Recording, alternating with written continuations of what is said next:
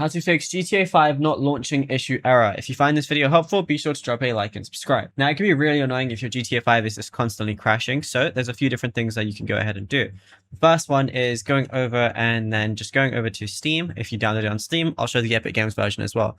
Go over to your library. You're going to see a lot of different things here, but from here, go ahead and find your GTA 5. So this can work on both Enhanced and Legacy. All you want to do is right click, go over to properties, then go to installed files, and then what you want to do is verify the integrity of the game files.